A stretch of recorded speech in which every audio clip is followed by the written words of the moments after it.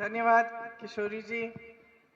यहाँ पे जो भी जितने भी कार्यकर्ता पदाधिकारी उपस्थित हैं, मेरी भाइयों बहनों, काफ़ी समय से इंतज़ार कर रही हैं। धूप है, गर्मी है, धन्यवाद, मैं आपकी बहुत आभारी हूँ। ज़्यादा लंबी बात नहीं करूँगी, लेकिन ये ज़रूर कहूँगी कि आज जो देश में परिस्थितियाँ हैं वो ठीक नहीं है। आपका जो जीवन है वो संघर्षों से भरा है, मुश्किलों से भरा है।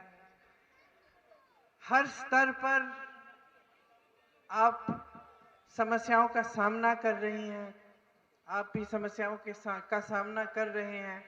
चाहे आप किसान हो तो खेती के सामान पे जीएसटी है, महंगाई है, पेट्रोल डीजल महंगा है, आवारा पशु आपके खेत चरे जा रहा है, लेकिन आपकी समस्याओं का कोई समाधान नहीं है।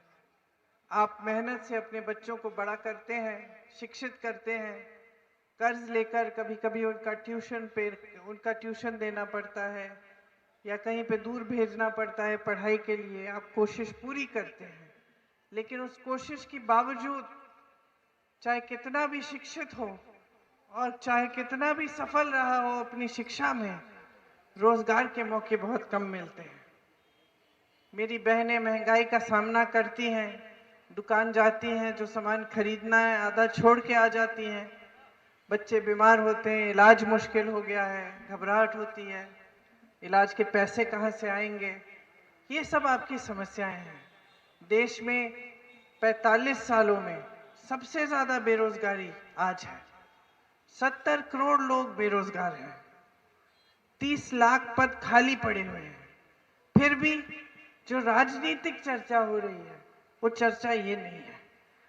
देश के बड़े से बड़े नेता से लेकर आपकी सांसद की तरह जब आपके सामने आते हैं तो जो आपके लिए किया, जो करना चाहते हैं, उसकी बात नहीं करते, आपकी समस्याओं की बात नहीं करते। फिजूल की बातें हो रही हैं, इधर उधर की बातें हो रही हैं। चुनाव भारत में है, पाकिस्तान की बातें हो रही हैं। ये आपको कहा जा रहा है कि कांग्रेस पार्टी धर्म विरोधी है, कि कांग्रेस पार्टी के नेता देशद्रोही हैं। राजीव गांधी जैसे नेता जिन्होंने देश के लिए अपनी जान दी, उनको आज हमारे देश के प्रधानमंत्री देशद्रोही का दर्जा दे रहे हैं। इंदिरा गांधी शहीद हुई देश के लिए, पाकिस्तान को तोड़कर बांग्लादेश बनाया, आज मोदी जी उनको देशद्रोही कह रहे हैं। तो ये परिस्थितियां जो है कि चुनाव के समय आपकी समस्याओं की बात नहीं हो रही है। आपको झूठ बताए जा रहे हैं कि देश की एक ऐसा राजनीतिक दल है जिसके घोषणा पत्र में लिखा है कि आपके घरों में घुसकर एक्सरे से आपके गहने ले जाएंगे, किसी और को दे देंगे। ये बताया जा रहा है आपको। एक सभा में मोदी जी ने तो इतना भी कह दिया कि अगर आपकी 2 भैंसें हैं तो कांग्रेस पार्टी आपकी एक भैंस चुराने वाली है। तो हंस रहे हैं सब, लेकिन हमारी हंसी के साथ साथ हमें समझना पड़ेगा कि देश में बहुत गंभीर स्थिति है, कि देश के जो नेता हैं वो जनता के प्रति अपनी जवाबदेही भूल रहे हैं। देश के जो नेता हैं वो समझने लगे हैं कि धर्म के आधार पर लोगों में फूट फैलाकर, नफरत का बीज बोकर सत्ता में रह सकते हैं। उन्हें काम करने की जरूरत नहीं है। एक जमाने में बड़े से बड़े नेता, आपके यहां से तो मेरे पिताजी सांसद थे, जब वो प्रधानमंत्री थे आपके बीच आते थे, झुक के आते थे, आपके घरों में जाते थे, आपकी समस्याओं के बारे में सुनते थे। आप नाराज होते थे तो उनको भी डांट लेते थे, आप उनको भैया कहते थे। मैं खुद उनके साथ इतनी बार आई हूं, जब किसी गांव की महिला ने डांट दिया कि भाई बिजली के खंभे लग गए, तार नहीं खींचा, या सड़क तो बना दी, खड़िंजा डाल दिया, पक्का कब करोगे भैया, डांट देती थी। और देश के प्रधानमंत्री समझते थे कि जनता का अधिकार है डांटना। ये जो हम कर रहे हैं जनता के लिए कोई एहसान नहीं कर रहे हैं, ये जनता का अधिकार है। ये सड़कें, ये अस्पताल, ये सुविधाएं, पाठशालाएं, पानी की सुविधा, बिजली की सुविधा, ये तो आपके अधिकार हैं।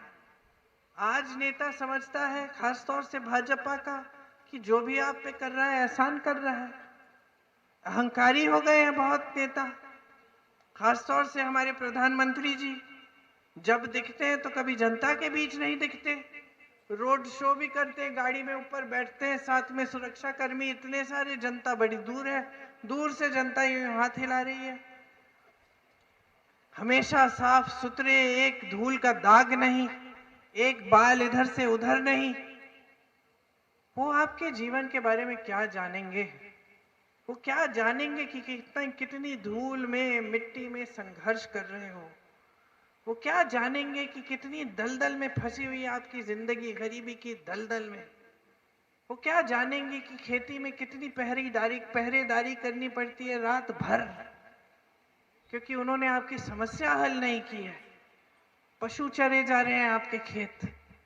वो कैसे समझेंगे कि मजदूरी कर करके, खेती कर करके देश का, परिवार का एक एक सदस्य काम कर रहा है, फिर भी कमाई पूरी नहीं हो रही है। बच्चा बीमार पड़ रहा है, इलाज नहीं कर पा रहे हो, घबराहट हो रही है कि कैसे होगा, अगले दिन का सामना कैसे होगा। 2-3 दिन की मजदूरी नहीं मिलती तो कोई ना कोई परिवार में भूखा सोता है। प्रधानमंत्री जी कैसे समझेंगे? आज उनके सलाहकार भी डरते हैं उनसे, कट चुके हैं पूरी तरह से देश से, देश की जनता से। सलाहकार डरता है, मैंने बहुत देखा है, क्योंकि हमारे परिवार में 2-2 प्रधानमंत्री, 3-3 प्रधानमंत्री रहे, मैंने 2 देखे। तो जब सत्ता होती है तो अक्सर चमचे आसपास खूब सारे घूमते हैं, लेकिन सच बताने वाले कम होते हैं। तो नेता पर निर्भर होता है, नेता समझदार होता है, इंदिरा जी जैसे, राजीव जी जैसे, तो हमेशा ऐसे सलाहकार रखता है जो उसके सामने गलत चीज भी बोल पाए कि भाई तुम गलत कर रहे हो। ऐसे सलाहकार रखते जो डरते नहीं थे, कई बार बहस करते थे कि नहीं ये नीति ठीक नहीं होगी, दूसरी नीति बनाइए। लेकिन आजकल के नेता सिर्फ ऐसे सलाहकार चाहते हैं, ऐसे लोग चाहते हैं अपने इर्द गिर्द जो उनकी हाँ में हाँ मिलाएं। और ये दिखता है, आपको टीवी पे दिखता है, कोई पत्रकार भी सवाल उठा ले उसको गिरफ्तार किया जाता है, कोई आंदोलन करे उसकी मारपीट हो जाती है, गिरफ्तार किया जाता है, उस पर तरह तरह के केस डाले जाते हैं। कोई सवाल उठाता है, पूछता है तो संकट में पड़ जाता है। आज तो हमारे प्रधानमंत्री सबसे बड़े कायर हैं, सबसे बड़े कायर हैं इस देश के, क्योंकि नेता का धर्म होता है कि सवाल का जवाब दो। इसी को लोकतंत्र बोलते हैं। लोकतंत्र में जनता सर्वोपरि होती है, आपकी नाराजगी सही होती है हमेशा। अगर आप नाराज होते हैं तो जनता का फर्ज है, तो नेता का फर्ज है कि झुके, आत्मचिंतन करे। यहां तो परिस्थितियां ये बन गई हैं कि नेता इतना अहंकारी हो गया है, सवाल ही उठाने नहीं देता, जो सवाल उठाता है उसको दबाने की कोशिश। हमारे देश के इतिहास में पहली बार ऐसा होगा कि चुनाव के समय 2-2 मुख्यमंत्री जेल में डाले गए हैं। चुनाव के समय विरोधी दलों की जो खाते हैं बैंक के, वो बंद किए गए हैं। 150 तक सांसद संसद से बाहर फेंक दिए गए। सबको डराया धमकाया जा रहा है, और हम सब जानते हैं, स्कूल के बच्चे बता देंगे, स्कूल के बच्चे बता देंगे कि जो डराता है धमकाता है वो सबसे बड़ा कायर होता है। उसको यूं कर दो डर जाता है। बच्चे बता देंगे, जो तंग करता है पाठशाला में वो बच्चा सबसे बड़ा कायर होता है। एक बार कोई खड़ा हो गया उसके सामने तो घबरा के पीछे हटता है, और वही हो रहा है मोदी जी के साथ। आज उनकी कायरता दिख रही है, क्योंकि उनके सामने विरोधी दल खड़े हो गए हैं। राहुल जी सवाल उठाते हैं रोज, और जनता दिशा दिखा रही है। आज जनता कह रही है हम नहीं लड़ेंगे, हम नहीं लड़ने देंगे चुनाव हिंदू मुसलमान पर, धर्म के आधार पर। आज जनता कह रही है हम बेरोजगार हैं। 10 साल से सत्ता में रहे हो, हमारे लिए क्या किया? आज जनता कह रही है महंगाई इतनी हो गई है, हम बच्चों के लिए सामान खरीद नहीं सकते। 10 सालों से तुम्हारी सरकार है, ये सिलेंडर 1200 का क्यों किया? आज जनता कह रही है किसान खेती में कमा नहीं पा रहा है। 10 सालों से तुम कहां थे? बड़े बड़े खरबपतियों के तुमने कर्ज माफ कर दिए, 16 लाख करोड़ माफ कर दिए। उनके पास तो पहले से लाखों करोड़ है। देश का किसान जूझ रहा है, मर रहा है, कर्ज में डूब रहा है, आत्महत्या कर रहा है 1-1 लाख रुपए के लिए। तुम कहां थे 10 सालों से? आज जनता पूछ रही है। इसलिए हमारे कायर प्रधानमंत्री घबराने लग गए हैं, इधर उधर की बातें करने लग गए हैं, भैंस चुराने वाली, गहने चुराने वाली। हर रोज सुबह उठते कोई नई बात, जिससे चुनाव का कोई ताल्लुक ही नहीं है। चुनाव लड़ना है, हिम्मत है तो देश को बताओ 10 सालों में क्या किया है। 70 सालों की तो लिस्ट सुनाते हैं आपको, रट लगाई रखी है कि 70 सालों में कांग्रेस ने कुछ नहीं किया, कुछ नहीं किया। मैं चुनौती देती हूं इनको। 70 सालों में कांग्रेस ने IIT बनाए, IIM बनाए, एम्स बनाए, इसरो बनाया, DRDO बनाया, भाखरा नंगल डैम बनाया, तमाम बड़ी बड़ी सड़कें बनाए। सारे बंदरगाह जो अपने खरबपति दोस्तों को दे रहे हैं कांग्रेस पार्टी ने बनवाए।